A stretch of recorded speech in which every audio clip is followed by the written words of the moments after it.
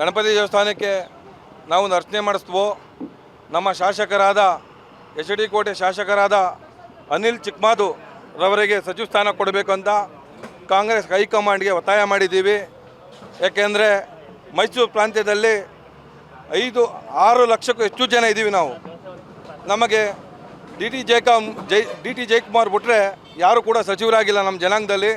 ಹಾಗಾಗಿ ನಮ್ಮ ಅನಿಲ್ ಚಿಕ್ಕಮಾದರವರಿಗೆ ಮೈಸೂರು ಭಾಗಕ್ಕೆ ಸಚಿವ ಸ್ಥಾನ ಕೊಡಬೇಕು. ಯಾಕೆಂದರೆ ಇಡೀ ನಾಯಕ ಜನಾಂಗ ಅನಿಲ್ ಚಿಕ್ಕಮಾದು ಹಿಂದೆ ಇದೆ. ಅವ್ರಿಗೆ ಅನಿಲ್ ಚಿಕ್ಕಮಾದರವರಿಗೆ ಏನಾದ್ರು ಸಚಿವ ಸ್ಥಾನ ಕೊಟ್ಟಿಲ್ಲ ಅಂದರೆ ಇಡೀ ನಾಯಕ ಜನಾಂಗಕ್ಕೆ ದ್ರೋಹ ಮಾಡ್ದಂಗೆ ಆಗುತ್ತೆ. ಹಾಗಾಗಿ ನಾವು ಕೈ ಮುಗ್ದು ಹೈಕಮಾಂಡ್ಗೆ ಮನವಿ ಮಾಡ್ತಾಯಿದ್ದೀವಿ.